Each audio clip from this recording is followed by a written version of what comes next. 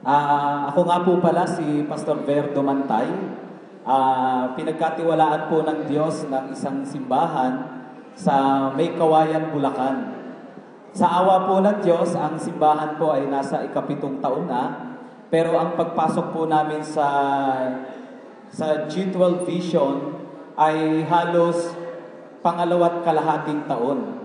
So yung unang taon po ay naging parang taon ng informasyon, maraming natutunan, at sa loob po ng parang ganito po, no? Sa loob po ng 5 taon, yung church po na ipinagkatiwala ng Panginoon ay napaka-successful po na nagkaroon siya ng 30 na miyembro hanggang 40 pinakamarami sa loob po ng 5 taon. Pagpasok po namin ng G12 Vision, yung pong 40 na yon at 50, umabot po siya ng 80 at hanggang sa umabot po kami ng 100. Yun po yung first year po namin. After po, ikalawang taon po namin, hanggang sa ikalawang taon at kalahati, ang nangyari po ay para bang nag-maintain na lang. Nagkaroon po ng status quo, parang anong tawag doon, nag-plateau. Umabot po kami, parang nag-mature na hanggang doon na lang, wala nang iaangat pa. So, sa pagpapatuloy sa vision, nanatili kami doon sa mga programa, mga activity, patuloy na seminar, mentoring na aking nakagisnan, no? Nasimulan doon sa G12. Pero po, pagdating ng ikalawang taon, bigla pong nakaranas kami ng pagbaba. So yung 100 namin to 120, 140, bumalik po kami, umabot po kami ng mga 60, 70, bumaba po uli kami. And then, purihin ang Panginoon sapagkat nung muli pong luminaw at nagkaroon ng direksyon, nagkaroon din ng proper mentoring, nagkaroon din ng proper downloading sa G12, at isa pong malaking tulong doon ang Aldersgate G12 Network. Ito pong UFCTC ay simula po nung nagsimula kami, and then through the UFCTC, yung pong aming 70 ngayon ay muli na po kaming umaangat. So, nitong last Sunday po ay nagulat po kami kasi halos itong 2012, sabi ko parang kakaiba yung paglagong nangyayari.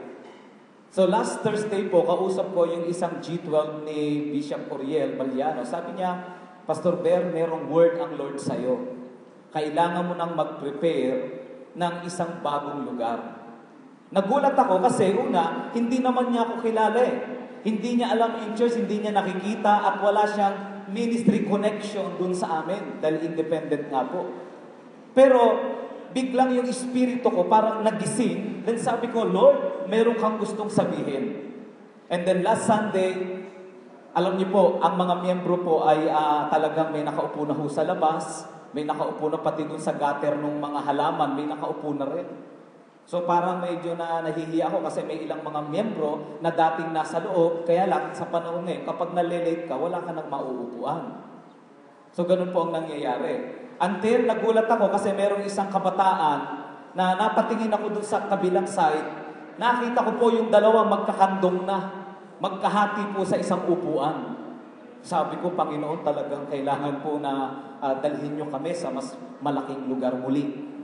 At nakita ko po na yung growth na naranasan namin from 40, 50, to 80, to 120, compare po dun sa growth na nararanasan po namin ngayon, parang pino, maayos, at talagang sabi nga, may kaayusan. Unlike nung una, from 40, boom! Bulusok talaga paangat. Na tayo mismo, hindi natin maiintindihan. At dahil hindi natin naiintindihan, hindi natin ma-maintain kasi nga, hindi naiintindihan. Okay po? So ngayon po, mga kapatid, yung akin pong, bago ko po ituloy mga kapatid, ang akin pong yung sinundan, ay yung sumunod pala sa akin. Nung siya po ipinanganak, masigla po siya, pero nung siya nag-elementary, napansin po na napakabilis niyang mapagod. Mabilis siyang mahapo, mabilis siyang hingalin. Kaya bago siya mag-graduate ng elementary, na-diagnose po na ang kanyang puso ay merong butas. So kinakailangan po nagdumaan siya doon sa isang matinding operasyon, general na operasyon na talaga, no? At kinailangan kumuha ng kaprasong laman sa ibang bahagi din ng kanyang katawan para itapal doon sa kanyang puso na may butas. Mga kapatid, ganoon din po sa vision ng Panginoon sa kanyang iglesia. Inilalagay ng Diyos sa iglesia ay ang kanyang puso. Andyan po kayo? Di ba? Kaya lang, kapag yung puso na yun inilagay sa iglesia, hindi po natin nakita, may butas din. Kaya po maraming mga ministry, mabilis maghingalo. So, importante na makita po natin yung heart of the vision. Kasi po kung minsan ang nakita po natin ay the program of the vision, the activity of the vision. Amen? Andyan po kayo. Ang nakita natin, the roadmap. Pag sinabi nating roadmap, from A to Z, nako, na-kompleto ko ang materials, volume 1 hanggang volume 10. Pero kahit na, basta po ang heart of the vision ay hindi po natin nakita, naniniwala po tayo, mabilis po tayong mapagod. Pero walang duda, iinit uli po tayo, parang kapatid ko, kapag nakapagpahinga na, ay grabe, buwelo po uli yan, makikipaghabulan na uli. Pero sa kalagitnaan ng kanyang pagtakbo, bigla na namang uupo, manghihina. Siguro po yung mga churches po natin, parang nakaka-relate po tayo. Amen? Di ba, no? At sa pagpasok mga kapatid ng pag-uusap po natin na ito, importante na makita natin yung heart of the vision. Heart of the vision. Ito po ang ating pag-uusapan. Okay? Now, siyempre po, sa kabuuan ng 3 araw na ito, eto lang pong mga bersikulo na ito ang pinaka-focusan po natin.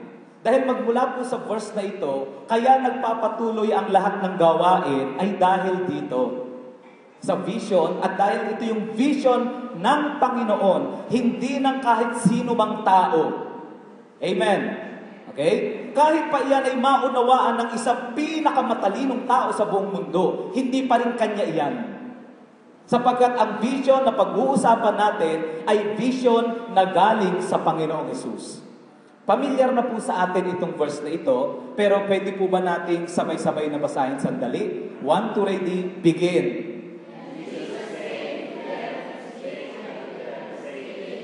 All authority hath been given unto me in heaven and on earth. Go ye therefore and make, baptizing them in the name of the Father and of the Son and of the Holy Spirit, teaching them to observe all things whatsoever I commanded you, and lo, I am with you always, even unto the end of the world. Now, ito po yung vision. Ito po yung nakikita ng Panginoon nung sinabi niya ito. Now, ano po ba ang vision? Paborito ko pong author, nung ako po yung lalo nung nagsisimula pa lamang, ay si Bill Hybel. At ang isang pinakapaboritong aklat na akin pong nabasa ay yung Courageous Leadership. Nung ako po ay nag-aaral sa UFCTC, at isa po sa professor doon, ang sabi niya, isa po sa matinding libro na nabasa niya ay Courageous Leadership. So hindi ko po pinalampas yung araw na yon at aking ipinanalangin. At sa panahon ng Panginoon ay napasa akin yung aklat. At ang sabi niya, vision is a clear picture of the future. Ano daw uli yun? Clear picture of the future. Yun daw po ang vision. Now, nung sinasabi ng Panginoon, itong verse po na ito, meron pong nakikitang litrato ang ating Panginoon. Okay? Meron po siya nakikita. Ang sabi ni Bill Hybel, it is a clear picture of the future that produce passion. Intense passion is an intense desire. Pag sinabing intense desire, hindi po nanggagaling sa labas, kundi ito'y nanggagaling sa loob.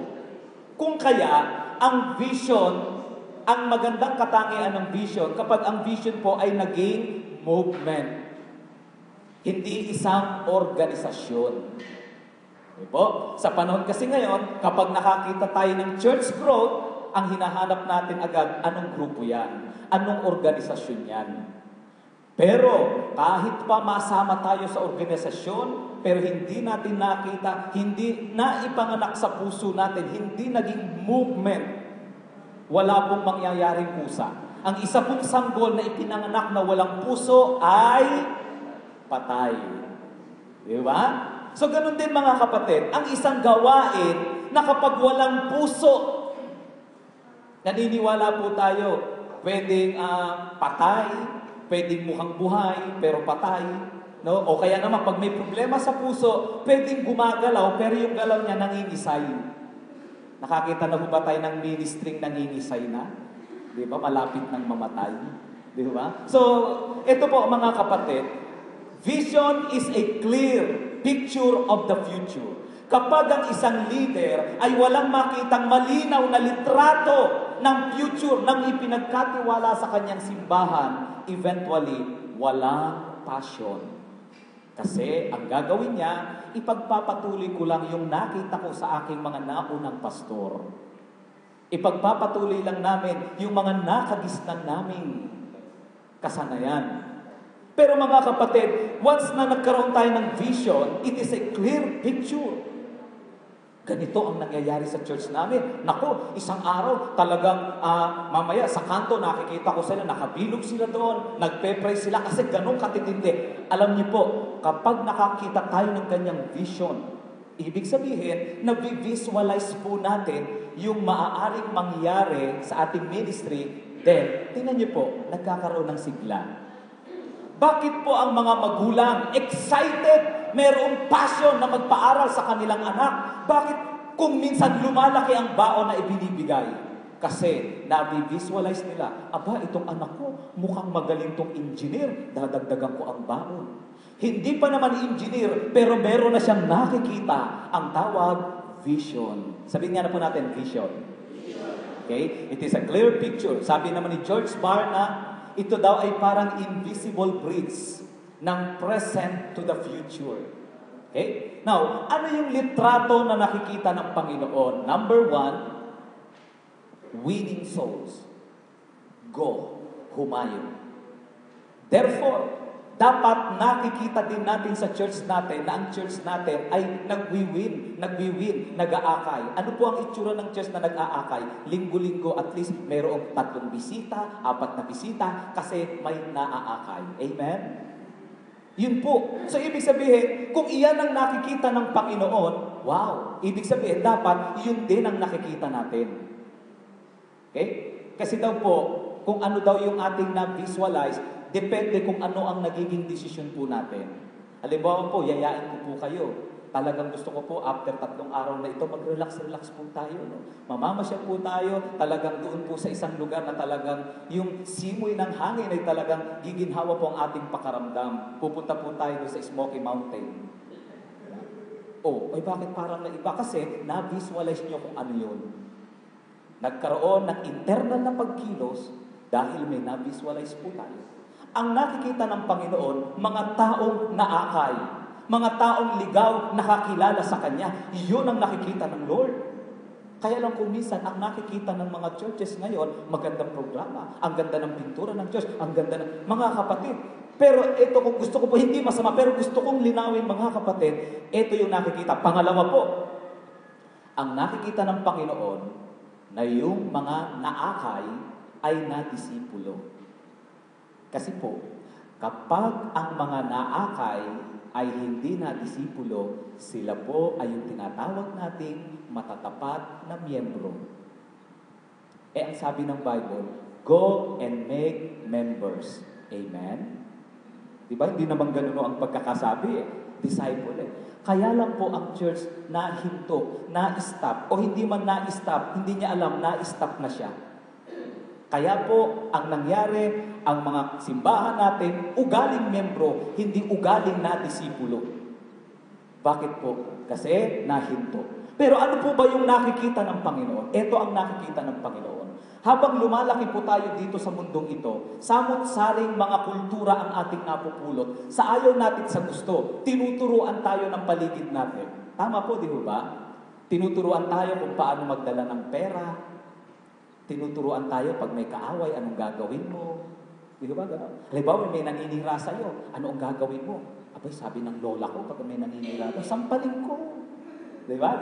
Pag may mag-asawa naman, nag-aaway sila. Talagang, tapos, ang nakausap ng babae, yung kanyang kakamping tropa niya, barkata niya, bata ka pa, palitan mo. Alangang siya lang. O, di ba? Ibig sabihin, hindi po natin mapapasubalian, hinuhubog po tayo lagi. Subalit, ano po ba ang pagkakaiba ng isang Kristiyanong miyembro na walang pera at Kristiyanong na disipulo na walang pera? May pagkakaiba po ba yun? Ano kaya ang nakikita ng Panginoon nung sinabi niya ito? Isang Kristiyano kung magdala ng pera ay sa paraan ng isang disipulong pamamaraan. Kaya po kung minsan, bakit ang iglesia aangat, babagsak, kasi yung puso hindi po natin nakita. But anyway, ipapaliwanag po natin ilang detail. Pero ito po yung nais kong ipakita mga kapatid. When we say vision, to win souls and make disciples. Wala na pong iba mga kapatid. To win souls and make disciples. Kung tinatawag po natin ang ating iglesia, yung iglesia ng Panginoon, dapat po malinaw at lutang na lutang ang pangarap na ito, ang siyang dapat na pangarap ng ating simbahan. To win souls and make disciples. At dahil ito yung nakikita natin, dapat maging ang tibok, ang galaw, ang aksyon, ang desisyon ay sumusuporta sa vision ng ating Panginoon. May kinalaman po sa pag-aakay at lalong-lalo sa pag-aalaga. Kung minsan po kasi, magaling tayong sumuporta sa pag-aakay, pasayaw system, pakain system, palaro system. Pero pagdating na ng discipleship, wala ng programa. Maraming naakay, pero walang naitawid at naihatid sa pagiging isang disipulo ng Panginoon. Ang resulta, naging miyembro. Okay? So, vision to win the lost and make disciples. Now, saka ko na lang po ito. Now, ano po ba ang purpose natin? Okay? Ang purpose po ng movement na ito is to love God and to love people. Sa paanong paraan ito kokonekta sa vision? No. Pag sinabi po natin to love God, ibig sabihin to prioritize kung ano yung gusto ni Lord. Ano ba yung gusto ni Lord? Win souls and make disciples. If we really love God, kailangan nakikita natin ang sarili natin gumagalaw sa gusto ng Diyos. Akay ng kaluluwa at love God, akay ng kaluluwa at inaalagaan po sila. Bakit po?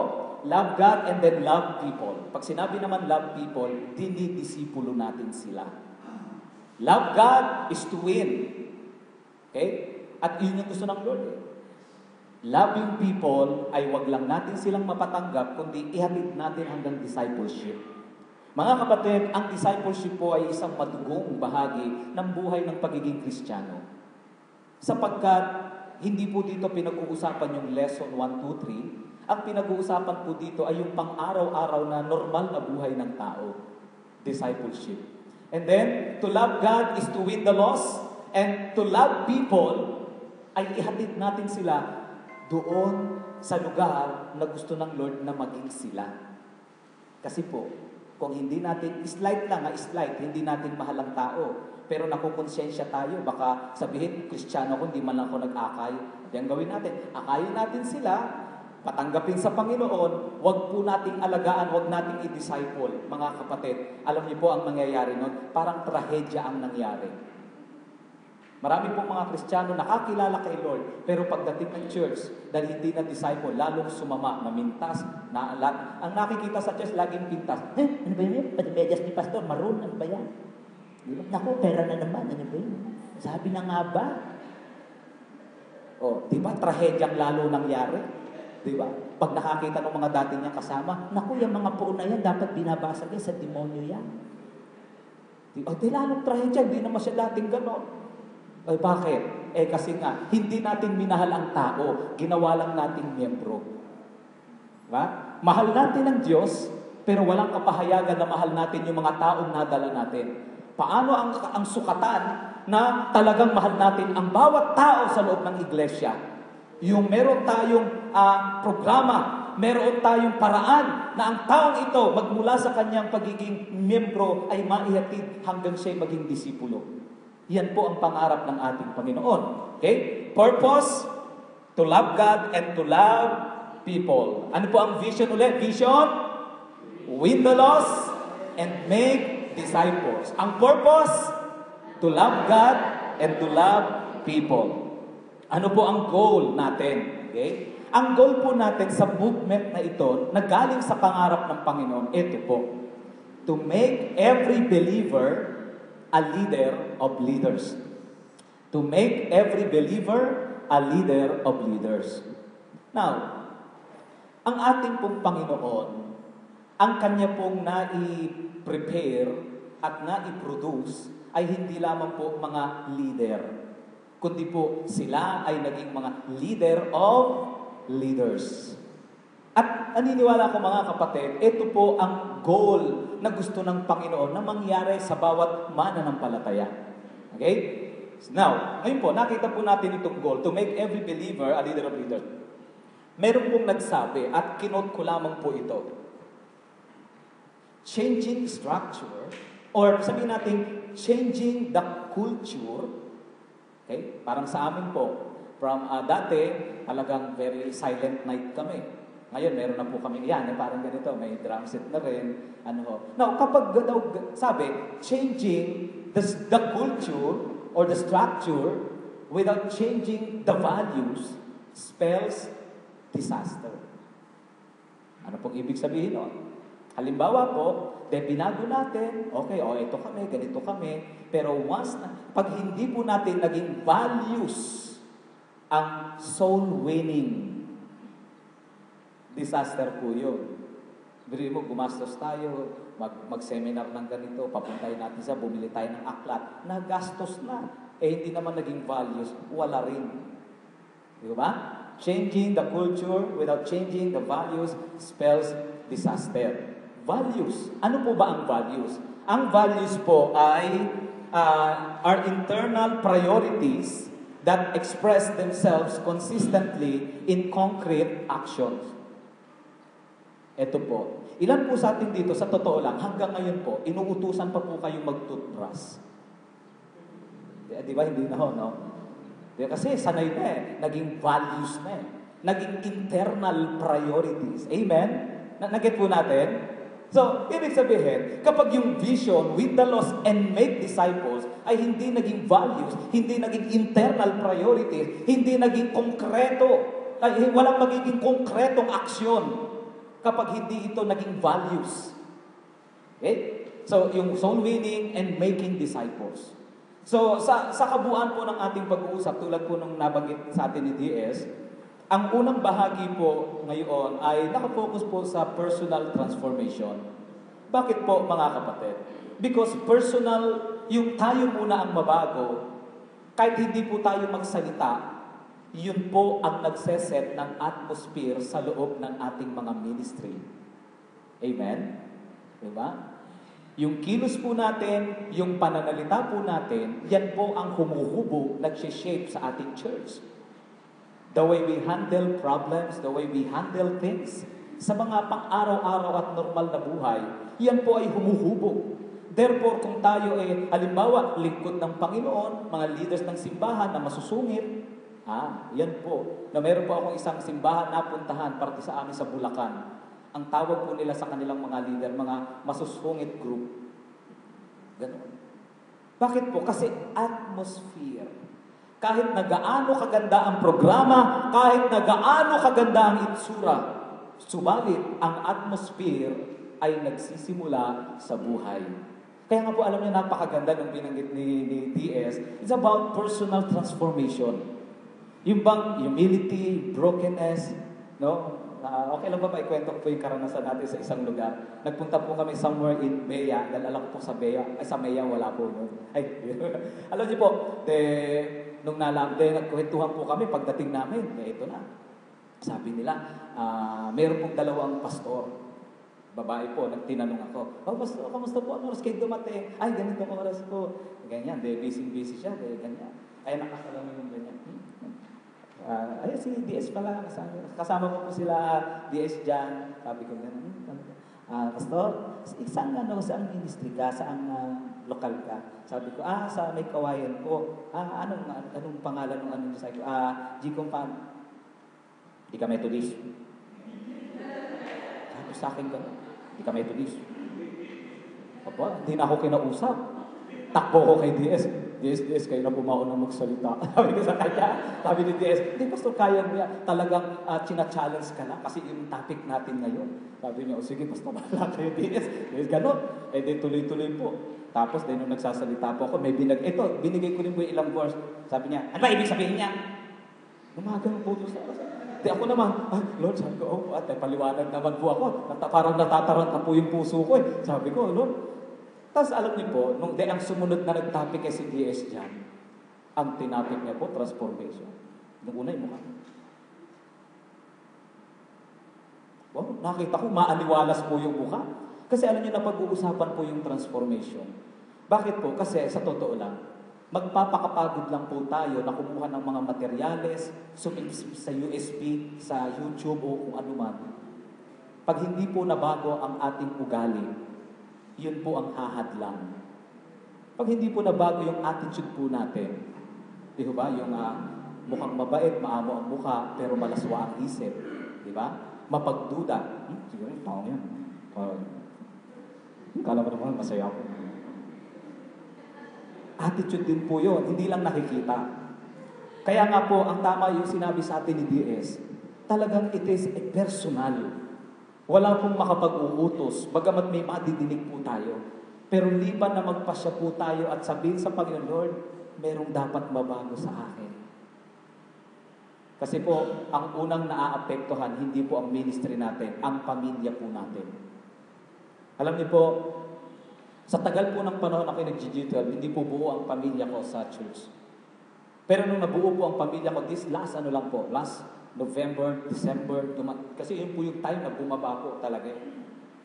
Pero nung nabuo po kami, yung tatay ko po sakaran sa butong manginginom. Alam niyo po, nung time na nagbago po kami, nung nagbago siya. Nagbago po. Ang tagal pong panahon naming dinala. Pero ngayon mga kapatid, ibang-iba po yung growth na nararanasan namin. Family by family po ang dumarating sa loob ng simbahan.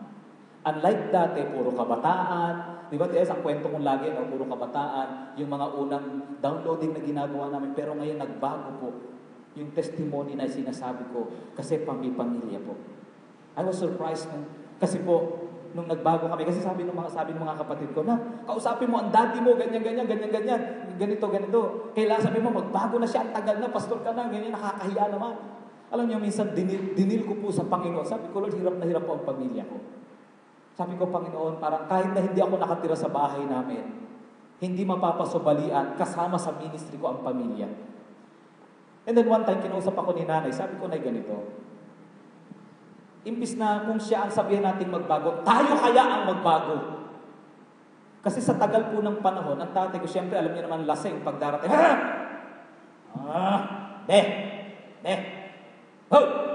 pinapansin. Di ba? Parang nakakainis yun eh. Tatago kayo, kami mga magkakapatid, parang mga dagana. Tulog na. Kunyari, tulog, no? Hindi kasi talagang, alam niyo yung hirap ng gano'n. Now, ang tagal po ng panahon laging gano'n. Nahubog po yung atmosphere sa bahay po namin ay bunga ng ganung pangyayari. Layo po ang loob namin sa tatay namin. Kami magkakapatid. Layo po. And then, nung nabago, sabi ko, ay, bakit hindi kaya tayo magbago? Kinausap ko yung mga kapatid ko. Sabi ko, ate, tayo ang magbago. Kapag dumating at lasing, huwag tayo magtago.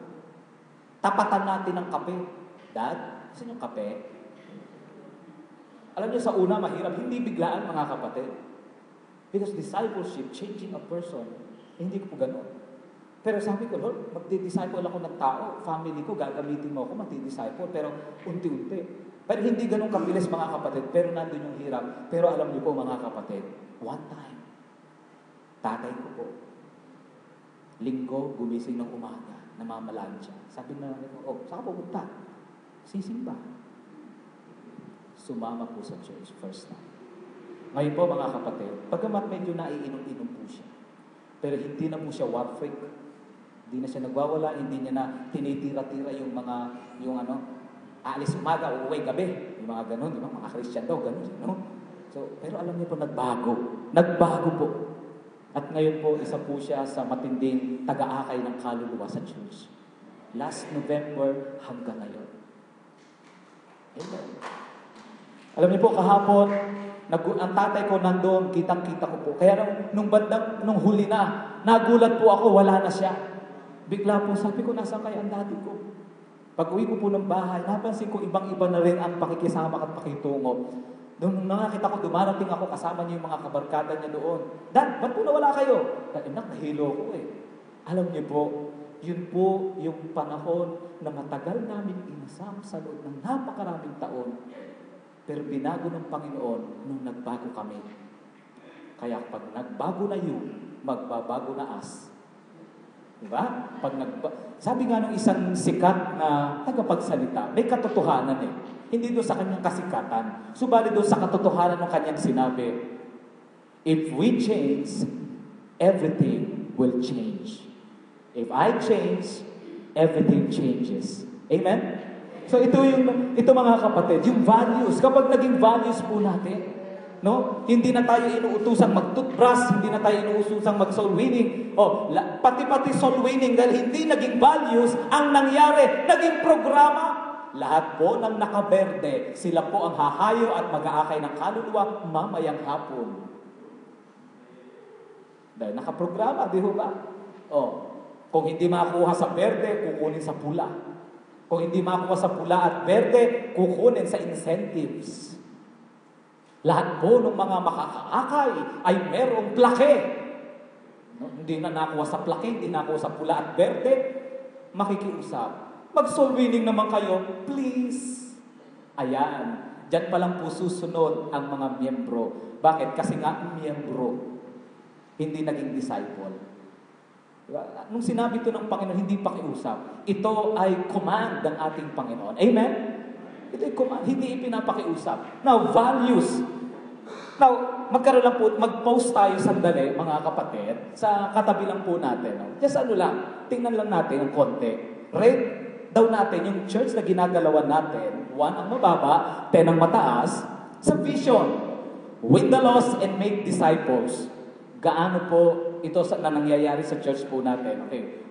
Next, ang goal, make every believer a leader of leaders.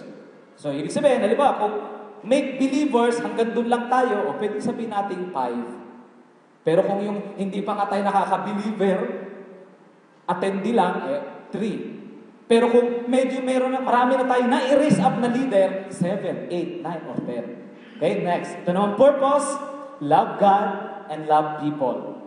Talagang itong atmosphere na loving God and loving people na dadama. So parang sige po, kahit mga 2 minutes lang, 2 minutes, sige po. Sa vision, 10. Sa goal, 6. Sa purpose, 4. Sige po, parang ano lang, sa katabi po natin. Sige po. Ayan, parang tanong-tanong lang po tayo sa 2 minutes. Ayan. Ilan po? Sa vision?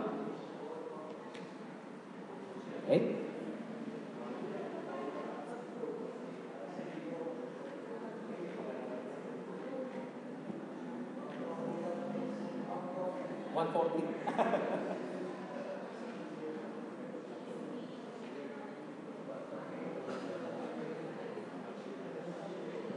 Okay, last 1 minute.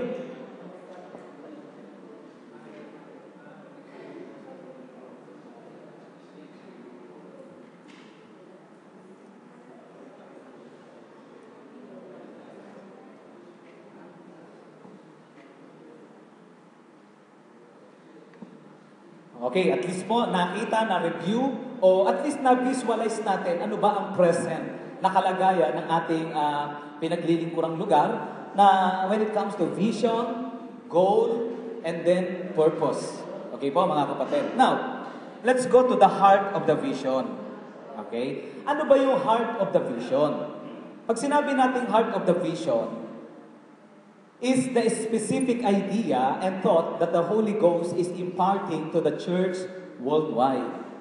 Heart of the vision is not the plan, is not the strategic goal or plans. No, it is the idea of the Holy Spirit.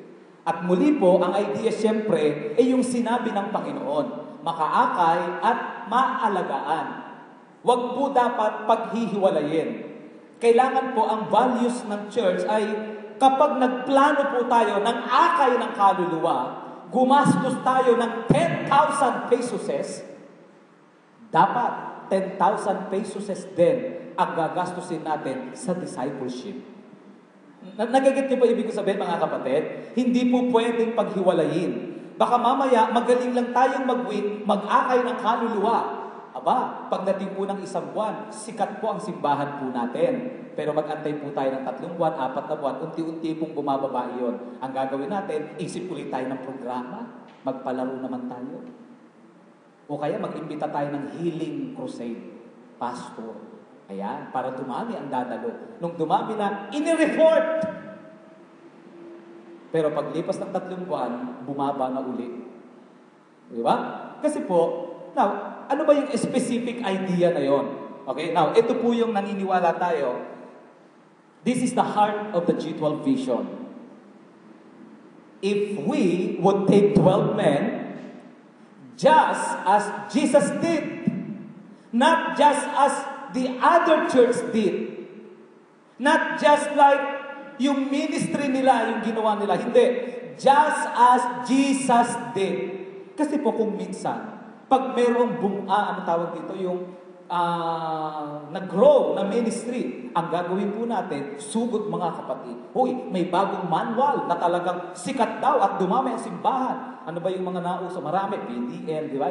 Sugod mga kapatid, bilhin natin ang buong set. Di ba? Now, ito ang gusto natin makita, ito ang heart of the vision. Okay? If we would take 12 men, just as Jesus did, anong ginawa ni Jesus? Love them, believe in them, and develop Christ's character in them. Then, ang resulta, ito na po yung inaasam-asam natin. We would see great harvest.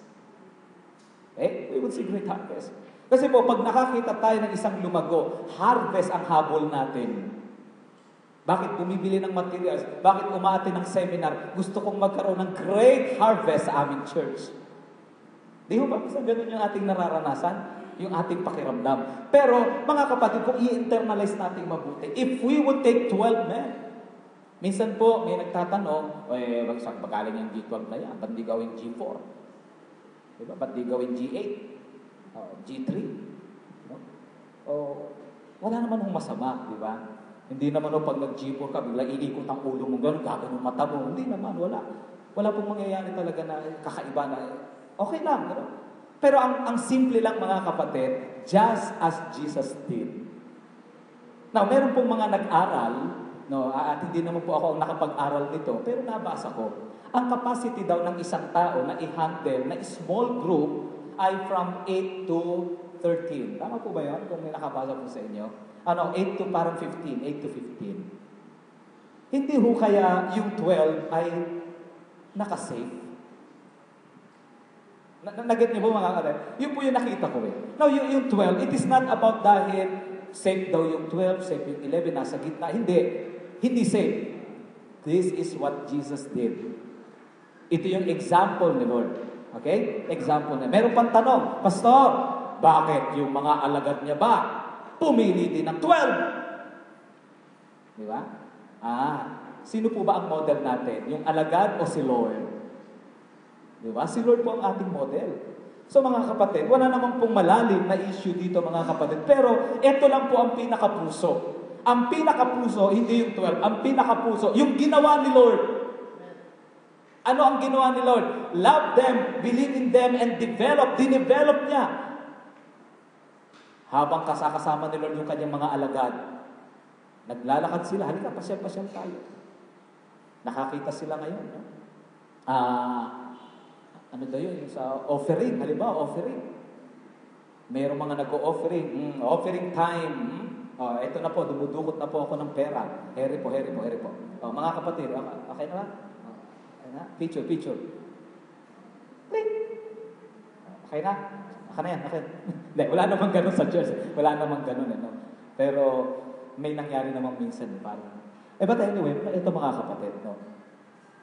Sabi ng Lord sa kanila, nakita ni Lord eh. Oo, teka, nakita nyo yung nagbigay na yun. Nakita nyo. Kayo, pag magbibigay yung kanang kamay, huwag nyo nang ipapaalam sa kaliwa. Ang tawag doon, discipleship. Diba? Now, if we would take 12 men just as Jesus did, love them, believe in them, and develop character in them, we would see great harvest. Naniniwala po ako mga kapatid, kapag ito pong bagay na ito, naranasan po natin, wow, makakakita po tayo, magsisimulang magkaroon ng harvest sa church po natin. Kasi po mga kapatid, personal na ito. Hindi na po natin tinatapatan ng programa o manual ang mga tao. Hindi po natin sila binibigyan ng, nagpa-xerox na po ang buong church. Ginastosan na po pag hindi pa naman kayo nag-mature niyan. Di ba? Minsan gano'n eh. Pati link sa YouTube, internet, lahat binigay na pag hindi pa naman kayo nag-ahakay ng kaluluwa. Ay, minsan gano'n. Pero po mga kapatid, ang halimbawa ng Panginoon, sabi nga, Jesus is the man and He has no manual. Because Jesus is the man at siya lang yun. At yung ginawa niya sa tao, siya rin ang hiniharap niya sa sarili niya. Sarili niya ang hiniharap niya dun sa tao. Okay? Now, if we would take 12 men, isipin natin, okay, sige. Kung ako pala, magpo-focus sa 12, kasi po kung minsan, mas gusto natin yung crowd kaysa sa small. Mas gusto natin yung crowd, di ba? Ilan dumating? 10. Sige na, kahit 15, nagsimula tayo. Di ba? Pero alam niyo po kung minsan, maraming magaling sa crowd, pero pagdating na ng small, hindi na effective. Si Lord, saan siya nag-focus? Sa crowd o sa small? Small. Di ba? Nung nakakita ang Lord ng crowd, ano ang naramdaman niya? Natuwa o nalungkot? Nalungkot. Sa panahon ngayon, siguro pag nagdatingan sa church natin, sandamakmak, magtatatalon tayo sa tuwa, nagpapalakpakan ng paa. Gumagana yung paa. Naku, ang dami-dami. Talaga, naku, ang dami-dami, dami. Pero si Lord, nung nakakita ng maraming tao, nalungkot. Kasi po, ang values niya, hindi crowd. Ang values niya, small group. Bakit? Saan napansin ang kanyang values? Nung sinabi niyang, para silang mga tupang walang nag-aalaga. Amen mga kapatid? Okay, values ng ating Panginoon. If we would, pag pumili pala ako ng 12, teka. Ako, ang dami ko naman tatanggalin, hindi naman tanggal, pero ang focus hindi magtatanggal, hindi magpapara. Ang focus, kung magko-concentrate ako sa 12 people. Kung minsan, marami ka ba na akin? Ako, 100, pero ilan yung naaalagaan? Wala. Yeah? Now, kung magpo-focus ako sa 12, mamahalin ko sila, aalagaan ko sila, at magtitiwala ako dun sa kakayanan nila, wow, nakikita ko, magkakaroon ng tiwala, magkakaroon ng pag-asa, relationship, bonding, matibay, matatag, pwedeng lumago. Di ba? So ito po yung ginawa ng ating Panginoon mga kapatid. Sabay-sabay nating basahin. 1, 2, ready, begin. Love them, believe in them, and develop character in them, we would see great harvest. Alam niyo po, kinabisado ko po ito. Binasa ko po itong article na ito sa loob ng 7 beses. At habang dinidiscuss ko po ito, hindi lang 7 beses mga kapatid. lalo ko pong nauunawaan, lalong lumalalim sa puso ko. Kaya mga kapatid, sa pagsisimula din natin sa vision ng ating Panginoon, yung sinabi nga ni DS, isaturate po natin, mag-immerse po tayo sa vision. So, ito po mga kapatid, okay? Now, ganito. The path to seeing them develop was a genuine relationship with them that produced trust. Okay? Yung daan para makita natin ma-develop ang tao ay yung genuine relationship.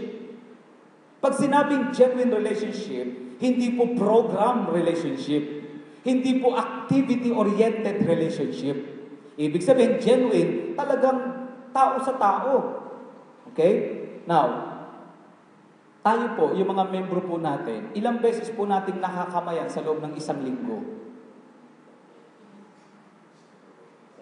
Ayun, genuine na po yun, ano ho? Diba? Talagang personal, ano na ho yan, diba? Malalim na yun, lalim noon, diba? Eh kung umabsent, ilan na lang sa isang buwan. Isang buwan na lang ang bilangan, 4, marami-rami. Diba? Kasi kung 4 na Sunday, no? Sa dami ng nakamayan, hindi ko na nakamayan lahat. Naku po, genuine relationship. Diba? So mga kapatid, dapat yun daw daan para makita natin na ma-develop yung mga mananampalataya na ipinagkatiwala ng Panginoon ay bunga ng isang genuine relationship. The desire to see people healed and delivered precedes the desire to see fruitfulness. Yung makita daw natin na sila ay naiayos ang buhay, nasabihan, na disipulo, na coach, ano pa yung bukod sa ano, na coach, nagabayan mo, di ba, natulungan mo sila sa ganung aspeto ng buhay, yung mga problema, advice, yun daw ang dapat nauuna kaysa hangarin natin sila ay maging active. Kaya lang po, sa church, kapag active na, naku, pwede nang maging president yan. Diba? O, lalong-lalo, pag kumakanta kami, malakas pumalakpak yan. Talagang, bagong-bago lang kay Lord yan. Naku, pwede maging leader yan. Diba? Kasi nga, ang inuuna natin na gustong makita sa tao, maging active. Maging fruitful. Naku, madaming naakay na kaluluwa yan. Talagang maraming ano yan. Talagang nakailan na yan. Kaya, leader na yan. Treasurer. Mapera? Naku, treasurer yan. Di ba? The desire to see. Ito yung heart of the vision, mga kapatid. Saan nanggagaling ito? Discipleship. Hinuhubog, binabago, inaalagaan. Iba po ang disciplined sa na-disciple. Hindi po natin mapapasabalian. Maraming tao sa paligid natin ay disciplined. Kahit pa nga hindi pa sila mananampalataya, disiplinado na. Kaya nung sila'y naging mananampalataya, daig pa ang mga nasa loob ng simbahan. Pero hindi porket discipline, disciple na. Ang sabi ng Lord, go and make discipline. Amen? Depende naman ganon. Diba? Sabi ko, and make disciple. Kung minsan kasi, ang bilis nating ma-impress sa discipline. At hahayaan na natin na hindi na gawin ang ma-disciple. Kasi discipline na. Naku, baka mo i-disciple yan, mas matindi pag magbasa sa akin ng Bible. Diba, no? Amen, mga kapatid, nakikita po natin. Now, ito po yung heart of the vision. The desire to see people healed and delivered precedes the desire to see fruitfulness. Now, G12 vision is making each member a leader which reproduces the character of Christ in 12 people. In 12 people. Now, paano po magsisimula? Na kung ako pala ang gagamitin ng Panginoon, saan manggagaling? So, mamaya pong hapon, yun po ang pag-uusapan po natin. Okay? Saan po manggagaling? Oh, pastor, sige, sila makikinabang sila. Pero pastor, kung sa akin pala manggagaling yun, paano kung ako walang na-disciple? Walang nag-disciple. Kaya lang ako nag-mature bilang Christian kasi 50 years na akong umaati ng church. Siyempre, sino pa hindi madi-disciple? 50 years ka nang umaati. Diba? Kaya pati lahat ng doktrina, alam mo na. Mukhang na-disciple na kasi 50 years. Pero sa totoo lang, disciple is about the man. Jesus is the man and discipleship is about the man. Not man one. Okay? Now, ito po mga kapatid. Next, Those 12 will also replicate Christ's character in 12, and the multiplication will be by groups of 12. Now, ito po yung nakikita natin, yung heart of the vision, mga kapatid. Una, magpo-focus ako sa 12, small group. Okay? At mamahalin ko sila, i-develop ko sila, at maniniwala ako sa kanila, susuportahan ko sila, discipleship. Okay? At ang titingnan ko sa kanila, dapat relationship, genuine relationship. At pagkatapos nun, meron akong i-develop ko itong 12 na ito. Therefore, ang magiging resulta, sila, dahil na-develop ko, kaya nilang mag-alaga, hindi dahil naturuan sila, kundi dahil nadama nila. Amen? Di ba? Kaya nilang mag-alaga, mag-akay, kasi naranasan nila. Ito po, okay? So, ang multiplication natin dito, mga kapatid, sa vision na ito is by 12. Okay? So, kaya po sa amin, mga kapatid, yung 12 ko po, kompleto na, and then yung 12 ng nanay ko, kompleto na. Therefore, ano ang kasunod? Wow! Inaantay na po namin ang 144 ng aking primary 12 at ng primary 12 ng nanay ko, 144. So, kung ito total mo yun, 288. Okay? Pero hindi pa po kami ganun. Pero ang ibig kong sabihin, accomplish ang 12, then ang tinatakbo na po namin ngayon ay hindi na yung 12, yung 144. Therefore, ano ang goal ko doon sa 12 ko? Na sila ay magka-12. Ang kabuang inaabot ng simbahan, 144. Nakita po natin, mga kapatid? Okay? Now, ito po ang magiging resulta kapag yung heart of the vision ay nakita po natin. Now, ilan po sa atin dito, naka-attend na po tayo ng EGR, Encounter Weekend. Okay? So, mas kilala po sa EGR, pero thank you. Ito po ay Encounter Weekend. Now, ito pong EGRs and yung mga SOL, para po sa hindi nakakaalam, yan po yung mga proseso na level na dapat pagdaanan ng isang mananampalataya para makumpleto ang kanyang pagiging disciple. But anyway, mamaya ipapaliwanag ko, hindi po yung SOL ang magdi-disciple sa atin. Okay, ipaliwanag po natin yan sa kabuuan. Now, itong EGR at SOL ay bahagi ng daan para maranasan nila ang pagbabago. But the personal, genuine ministry of the leader, yung mismong leader, tayo mismo, no, is what makes the difference in the long run. Okay? Sa una, parang sa mabilisan, parang kulang. Sa una, may growth, pero hindi pang matagalan. Nakaranas na po ba tayo noon? Ang church natin lalago, tas bababa. Kasi hindi pang matagalan. Pero alam niyo po, mga kapatid, yung nangyayari po sa church namin ngayon, parang sabi ko, dahil ito na po yung tinatakbo namin, sabi ko, Lord, wow, itong growth na nararanasan na to, pang matagalan na to. Kasi yung nakita ko kay iba po yung relationship na nangyayari po ngayon. Kahapon, bago ko pumunta dito, may inayos po akong cell leader at sa kanyang cell member. Wow, naging mas lalong kakaiba. Yung 12 ko po, bago ako nagpunta rin dito, last Friday yata, o Thursday night, nag-meet po kami sa isang lugar. At habang nag-meet po kami, nag-cell group po kami sa office, and pagkatapos lumabas po kami, and then alam niyo, ibang-iba po. Ibang-iba. Bakit? Relationship. Now, ito po, lahat po ng yan ay makakatulong, pero kung iyan lang ang mamasterin natin, yung programa, yung AGR, o sabihin natin retreat, o yung mga ganyan activity, hindi long run. Pang short term lamang. Di ba? Now, the focus is so strong, the focus is the cross, because the leaders in themselves cannot change a person. The continual focus of bringing people to the cross will bring a total restoration to their lives. Now, mga kapatid, ang G12 vision, kung papansinin po natin, no, kung maunawaan po natin, at mararanasan po natin, simula po una hanggang huling pagdadaanan yung sending, ang nakapokus po, maging sa encounter, maging sa lahat ng topic po, mga kapatid, ang laging binibigyan ng pansin ay ang cross ng ating Panginoon. Okay? Doon po natin lagi silang dinadala. Bakit? Kasi kung sa atin lang, kulang po. Okay? The first question to a leader in preparation sa paghahanda ay hindi yung marami ka na bang naipa-Xerox? Hindi po yun ang tanong, no? Marami ka na bang naatinan? Hindi po yun. How is your heart?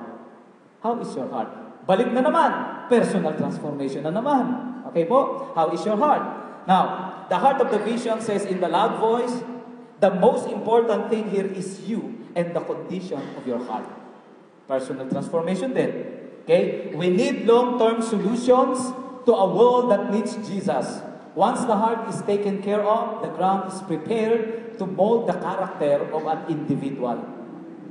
So in discipleship pala, naipi-prepare.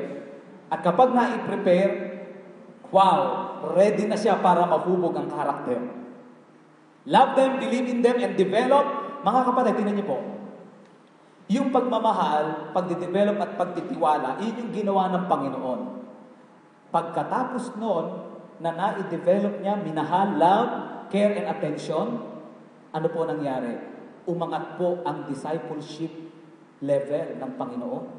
Kaya nga pagdating ng John chapter 6 and verse 66, naku po, ang daming mga alagad, iniwanan si Lord at hindi na nagpakita kailanman. Di ba? May nakalagay doon sa John 6:66. Di ba? And some of the disciples left. Bakit? Chine-check na yung devotion eh. Kaya kanina, tanong ni DS, sino po sa atin dito nagbasa ng Bible? Patingin. Ay, patingin. Paano mo pala makikita yon? Sino sa atin dito nag-devotion? Kasi po, ang values ng G12 sa devotion, sulat po, journaling every day.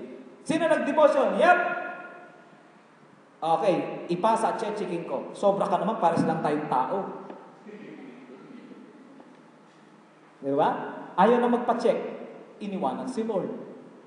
Nung medyo chine-check na, bakit naman yung ayusin mo naman yung karakter mo, yung uga. Alam nyo, hindi man sinasabi yun, pero pumapalag sa loob. Bakit? Pumapalag sa discipleship. Pero ito yung ginawa ng Panginoon eh. Ipinirepair niya, love, care, and attention. At nung lumambot yung puso minahal, unti-unti niya ngayong minold ang character. Discipleship. If we would take 12 men, sabay-sabay tayo, 1, 2, 3, begin. If we would take 12 men, just as Jesus did, anong ginawa? Love them, believe in them, and develop character in them. Ang resulta, great harvest. Okay? Now po, mga kapatid, sa G12 vision, the heart of the vision, ang tindi po ng focus nito sa others. The G12 is so strong on others. Mga kapatid, bakit po? Kasi sanay po tayo yung tayo-tayo, sanay tayo yung kami-kami. Kaya kapag may mga bagong bisita, hindi nila maintindihan. Sanay sa tayo-tayo. Lalo naman kung ang church halimbawa ay medyo formal at pag medyo may dumating, naku po, feeling niya siya ang pinakamarumi at pinakamabaho sa lahat. Hindi na siya makabalik doon. Paano? Ang focus is so strong sa atin, not on others. Okay? So, ito po yung mga papasukin natin mga kapatid. Now, in closing, ano po? Nung kami po ay nasa Grace UNC sa Caloocan, tinanong ko po ito. Kung merong isang bagay para maihalimbawa o maitulad natin yung heart of the vision, anong gamit, bagay, itong heart of the vision? Lahat, kanya-kanya ng sagot, no? Merong ganito, kandila, ang ganda ha. Magulang daw sa anak, very good, ang dami. Hanggang sa nagulat po ako isa, may sumagot na isa. Kaya, basa. Oy, ate, ikaw. Dextrose. Dextrose po, dextrose. Bakit to dextrose? Sabi ko naman, gulat po ako no? Kasi po, nung ako'y na-hospital, sabi niya, nung nilagay daw yung dextrose dito, okay na, nilagyan ng tape. Paglipas daw po ng ilang minuto, ang sakit. Tawagin yung nurse. Alam niyo po, namaga. Hanggang sa nakita nila, hindi pala tama ang pagkakatusok.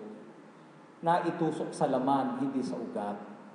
So, alam niyo po, kapag hindi po natin nakita ang heart of the vision at kumilos agad tayo ng kumilos, EGR ng EGR, SOL ng SOL, post-encounteran ng post-encounteran, hindi naman natin naintindihan yung heart of the vision, naku po, yung growth na naranasan po natin, hindi talaga growth yun, namagalang. Sabi mo sa katabi mo, huwag kang mamamaga. Alam niyo po yung church namin na maga. Totoo po yan, na maga. Pero from 40, maging 120 ka. Ang youth po namin, 70. Bukod po yung youth dun sa 140 na yun. Namaga talaga kami eh. Nung inayos, lumabas yung totoo. Peke pala yun. Alam niyo po mga kapatid, sa G12 Vision, totoo po na nararanasan ang mabilis na paglago. Pero kung hindi po natin magagabayan ng tamang coaching at hindi natin makikita at maunawaan ito, mamamagalang po tayo. At nakakainganyo po yung growth, di ba? Lalo't pag yung katabi mo lumago, sige, pakopya, pengi materials, ito USB, pasipsip. Hanggang nauso na yung sipsipan ministry. Ibig sabihin, USB po yun, no? Yung ganon. So, ito po mga kapatid, no? So, sa pagkakataon po itong Heart of the Vision, idalangin po natin sa Panginoon na, Lord, patuloy mo kung buksan ang aking pinakamataas na faculty of human understanding para mag-get ko po talaga ang puso ng inyong pangarap. The Heart of the Vision. Now, bago po tayo mag-pray, meron po bang bahagi sa mga pinag-usapan natin na may iaayos ang Panginoon sa atin? Maybe sa mga pinagdaanan at nakaraan po natin, nakita natin na mayroong mga, parang ako yung biktima. Parang yun yung programa ko. Parang ganun nga yung naging kilos at direksyon ko. Ito po yung time na idalangin natin sa Panginoon, Lord, suko po ako ngayon at gusto ko pong kayo na ang huhubog po sa akin. At sa kung paano ng paraan tayo huhubugin ng Panginoon, sa loob po ng 3 araw na pagsasama po natin, makikita po at mauunawaan po natin iyon. So sabi nga, di baling dahan-dahan, basta sigurado, no? Sabi nga nung ating mentor, yung mentor po namin nila D.S. Jan, if you go slow, but pag go slow ka today, you will go fast tomorrow. Pag nagmadali ka ngayon, you will go slow tomorrow. Parang ganun po, no? So, sige po, tayo sa madaling manalangin. Dakila namin Diyos, itong Heart of the Vision na ito, Panginoon, ang pinanggigigilan namin ng aming espiritu ngayong umaga, Panginoon. But una, Panginoon, bahagi pala ng Heart of the Vision ay yung mabago ang aming puso, ang aming pagkatao. The Heart of the Vision, the personal transformation. Lord, hayaan mo nga na ang mga pangungusap nyo na ito ay hindi po mawalan ng halaga sa aming puso, Panginoon. Bagkos, ito po yung isik pa namin sa iyong harapan. Ito po yung i-devotion namin. Ito po yung iuupo namin every time nahaharap kami sa inyo. At hindi po namin ito tatantanan hanggat hindi namin na-master itong Heart of the Vision, Panginoon. Una, yung transformation po namin ng sarili po namin. At Lord, naniniwala po kami na sa loob ng 3 araw na pagsasama-sama namin, Panginoon, hindi lang malalagyan ng aming isipan, merong mahuhubog sa loob ng aming pagkatao. Salamat po ng maraming, Panginoon. Ito po ay aming dalangin sa pangalan ng aming Panginoong Hesus. Amen. Amen. Purihin po ang Panginoon. Praise God. Exacto po, 12 o'clock. Bago tayo maghiwa-hiwalay sa pagkain,